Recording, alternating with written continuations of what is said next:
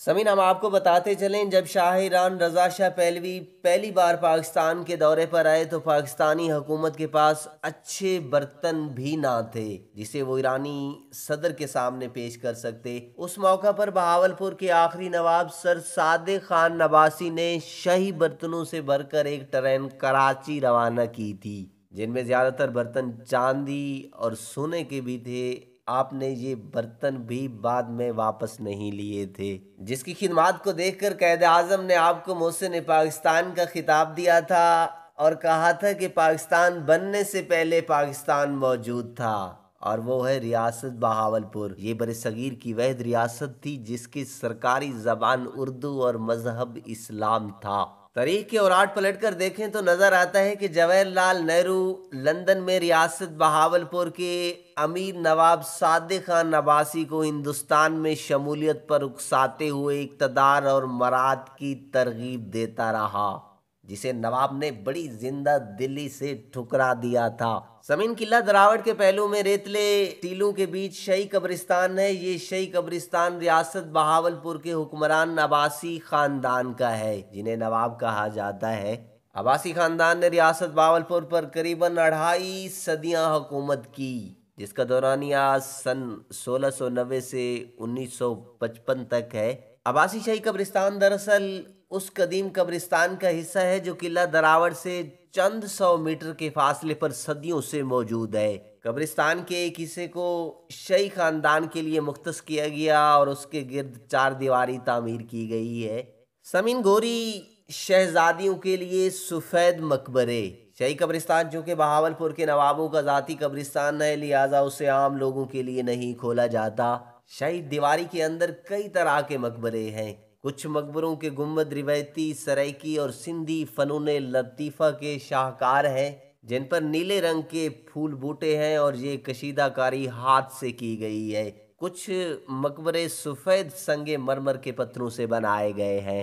یہ سفید پتھر فرانس سے درآمد کیا گیا تھا، اور نوابوں کی جو ازواج غیر ملکی ہیں ان کے مقبرے سفید پتھر سے تعمیر کیے گئے، جبکہ جو ازواج اس خطے اور قبیلے کی تھیں ان کے مقبروں پر علاقائی رنگ آپ کو نمایاں نظر آئے گا، اور یہ اس وجہ سے ہے کہ دونوں میں فرق کیا جا سکے۔ سمین، اگر مرکزی ہال کے بہر بنے مقبروں کو دیکھیں تو نواب خاندان کی خواتین کے ہیں۔ ریاست بہاولپور کے آخری نواب سر صادق محمد خان عباسی کی ایک اہلیہ برطانوی تھیں جن کا نام وکٹوریہ تھا، تاہم بعد میں مسلمان ہونے کے بعد ان کا نام غلام فاطمہ رکھا گیا تھا۔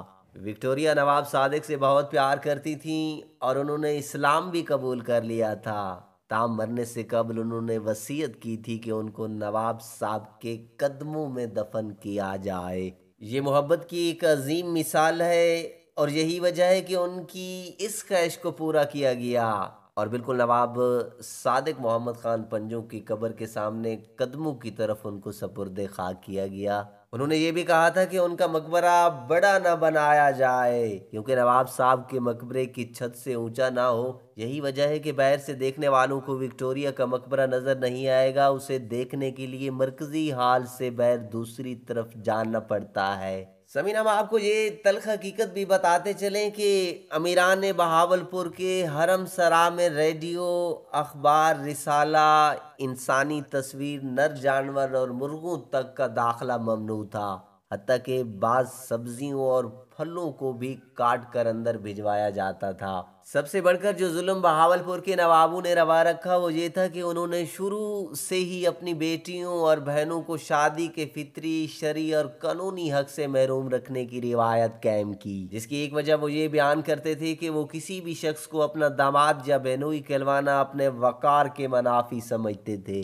اس کبھی روایات کا خاتمہ ریاست کے آخری نواب صادق محمد خان پنجم کے سر ہے کہ انہوں نے اس غیر شرعی روایت سے رجوع کیا اور سب سے پہلے اپنی حقیقی بہن شہزادی مہر الہی کا نکاح اپنے چچا زاد بھائی محمد معتصم عباسی سے کیا۔ اس کے بعد انہوں نے اپنی تمام بیٹیوں کی شادیاں کیں۔ انہوں نے حرم سرا میں اصلاحات بھی متعارف کروائیں جن میں خواتین حرم کو تفریح سہولیات کی فراہمی اور شہزادیوں کی تعلیم و تربیت شامل ہے۔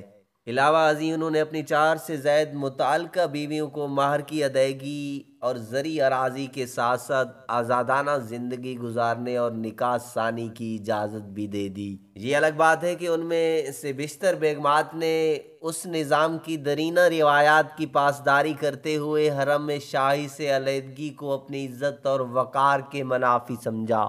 اس کی ایک مثال رکھو بی بی کی ہے، جو اپنی وفات 1993 تک محل میں ہی مقیم رہیں اور حرم سراج سے بیر قدم نہ نکالا۔